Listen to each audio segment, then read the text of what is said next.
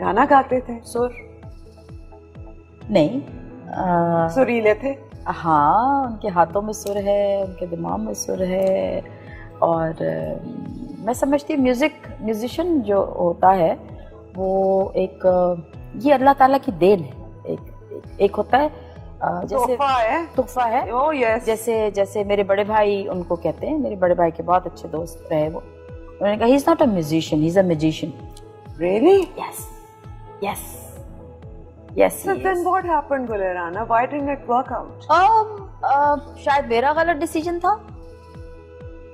Decision था और आजकल की मैं समझती हूँ अगर 19-20 साल की जो लड़की होती है, बच्ची होती है, वो शायद उस ज़माने की कोई 40 साल की इसका मेंटल लेवल जो है वो शायद उससे भी आगे है। उस वक्त की 18-19 साल के, मतलब मुझे ये था। How old were you when you got married? 19। और मैं आगे भी सुन लो ना, तो मेरे जहन में ये था कि सो व्हाट, करूंगी, नहीं सही लगेगा तो वापस आ जाऊंगी, यही सोचा हुआ था। हाँ ना, गलत बात तो कर ही नहीं रही बिल्कुल। अब तो अंदर भी एक वो नहीं रहा, एक डर खौफ होता है ना, जो थोड़ा बहुत होता है, वो पता नहीं कहाँ चला गया मेरे में। पता नहीं डर खौफ वाली कोई, अब मुझे भी पता है ये इंटरव्यू शायद कोई देखेगा या शायद ना देखे या शायद बहुत सारे लोग देखें, तो आई डोंट माइंड कि किसी को भी अगर ये बात या किसी जिसके लिए बात कर रही हूँ वो भी सुन ले, तो पता नहीं क्या हो गया कि डर खौफ का एलिमेंट जो है वो दिमाग से कहीं, दिल से कहीं चला ही गया है। जब जहाँ जो दिल चाहे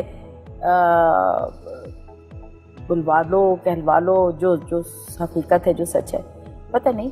वो ड्रामों की कोई जरूरत नहीं होती जिंदगी में। वैसे भी गुलेराना, सच ही याद रहता है, झूठ तो वैसे ही भूल जाता है।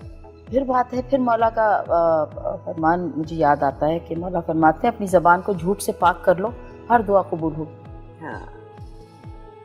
कितने साल का था आसिम जब you got divorced? 10। He was 10. 10 साल तक फादर को देखा, उनके साथ रहे। अभी भी देखता है। Did you go and meet him? Oh yes, I meet him also. Really? Oh yes. You're good friends? Oh yes. अब मेरे आसिम के जो सिबलिंग्स हैं वो मेरे से ऐसे हैं कि मैं अगर लाहौर जाऊं और बेटी के पास ना जाऊं तो वो तो मुझे कत्ल ही कर दे। अरे वाह। हाँ, आसिम की माशाल्लाह 6 पुप्पियां, वो 6 पुप्पियां, अब हम 7 बहनें। Wow. Of course. And if I told you that I don't lie, I don't lie.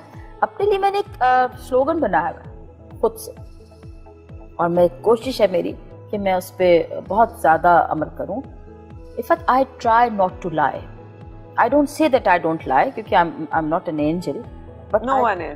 I try not to lie.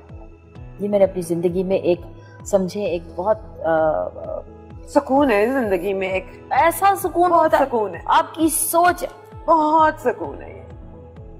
अपने लिए मैंने I try not to lie. That is all. This is final. अच्छा, आप मुझे बताओ कि ये कैसे हो सकता है कि एक इतना टैलेंटेड इंसान और उसको पता ही ना हो कि उससे एक्टिंग करनी चाहिए? ऐसे हो सकता है जैसे मैंने किया। तो फिर किसने कहा था कि यार एक्टिंग कर लो जरा? Mohammad Ahmad. And what happened, मुझे पूरी तफसील से बताओ। ऐसे ही इधर खुलते प्रोजेक्ट्स बना रही हैं अपने और सारा कर रही हैं, प्रोड्यूस हो रहे हैं, प्रोडक्शन में इधर करते Laila Wasti. Okay. I was doing a show by the name of super करारे। अच्छा, ठीक है, it was a huge show. ठीक है, वो सिंगल हैंडेडली मैंने किया। तो उसमें लैला वास्ती एक, I think she was there as a mentor, कुछ ऐसे थी, शी वाज देयर। ओके। तो उसने मुझे काम करते देखा और one fine day I received a call from her and she said कि कहाँ हैं आप? मैंने कहा मैं यहाँ हूँ, आप यहाँ आ सकती हैं आज टीवी का? मैंने कहा आ सकती हूँ। उसने मुझे वहाँ बुलाया और मुझे अभी तक याद है नदीम बेग अपने जो है, ठीक है, he was in those days he was the boss। तो उसने मुझे ले जाके ऐसे, लैला ने कहा कि नदीम ये गुलिराना है, और क्योंकि एक सीरीज चल रही थी देख मगर प्यार से आज टीवी में, उसने कहा कि वो डायरेक्ट करती थी लैला और एक और हमारे थे फारूक परियो। उन्होंने कहा ये मुझे असिस्ट करेंगी एज प्रोड्यूसर। ठीक है, ठीक है, I want her with me. तो उसने कहा नदीम मुझे याद है क्या, उसने कहा बाकी बातें बाद में होंगी, I am taking her to the set. अच्छा, that's how I joined Aaj TV. No papers, फिर वही बात आ गई, कोई मेरा सर्टिफिकेट नहीं, कोई मेरी कुछ पढ़ाई लिखाई का कुछ नहीं था, मैं ये बिल्कुल सच बता रही हूँ। बिल्कुल, आई नो, ठीक है। एंड मैं चली गई प्रोडक्शन पे, ठीक है, वहां से काम शुरू कर दिया। और एक कदों कोई लिखत पढ़त हुई होगी कि जी ज्वाइन कर लिया आज TV. That's how I join आज टीवी। नदीम बेग कैसे शुरू की? एक्टिंग, हाँ, एक सीरीज हम करते थे देख मगर प्यार से, ओके, रिटन बाय अहमद साहब और एक और कोई राइटर, और डायरेक्टेड बाय फारूक परियो एंड दहला वासी, और मैं उसकी, दोनों लोग कहते थे हमें यही प्रोड्यूसर चाहिए, तो I was there as a producer. तो हम वो सीरीज जो है वो रिहर्सल करके करते थे। ठीक है। उसके लिए हमने बड़ा काम किया। मुख्तसर बता रही हूँ, अपनी एक्टिंग के लिए बता देती हूँ कि हम स्क्रिप्ट पढ़ रहे थे और उसमें उस दिन 2 आर्टिस्ट जो थे वो नहीं थे, तो मैं स्क्रिप्ट पढ़ रही थी, अहमद साहब बैठे हुए थे, 2 लोग और बैठे हुए थे। जब मैंने स्क्रिप्ट पढ़ा तो जैसा लिखा हुआ था मैंने वैसे पढ़ा, तो पढ़ लिया। जब हम उस मीटिंग से, उस रिहर्सल से बाहर निकले तो मुझे अभी तक याद है कि अहमद साहब ने कहा था why don't you act good. तो मैंने जितनी तेज मैं बोलती हूँ रिक्शा की तरह, उसी तरह मैंने कहा जी मुझे ये क्या कह रहे हैं, मुझे नहीं कोई एक्टिंग। मैंने कहा कि फजूल बात कर, मुख्तसर ये के फॉर 2 years अच्छा आफ्टर मी के तुम एक्टिंग कर लो, तुम एक्टिंग। मैंने कहा कहाँ एक्टिंग, इधर की कोई इंटरेस्ट नहीं था, कभी सोचा ही नहीं था, सोच सकती नहीं थी कि मेरे जैसा बंदा भी कोई एक्टिंग कर सकता है या क्या। एक्टिंग मुझे नहीं समझ आती थी कि मैं एक्ट कर सकती हूँ। अच्छा, you thought you can't do it? No, because मैं इतनी रफ टफ सी हूँ और इतना ब्लंट बोलना और इतनी तेज तेज बोलना, तो हमने टेलीविजन पे देखा है एक आप जैसे चेहरे देखे और लोगों को एक्टिंग करते देखा, तो मैंने कहा मेरे बस की तो बात नहीं है ये एक्टिंग करना, एक्ट करना मेरे बस की बात नहीं है। You know what I'm saying?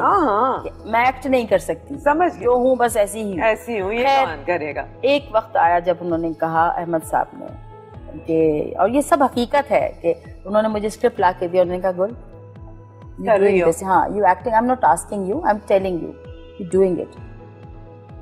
अब फिर वही बात कि मैंने सोचा, मैंने कहा यार ये मैं इनको बॉस कंसिडर करती हूँ, ऐसा चलो ये भी देख लेते। फिर वो ड्रामा किया जिसकी प्रोड्यूसर भी मैं ही थी, प्रोडक्शन भी मैं ही देख रही थी। अच्छा।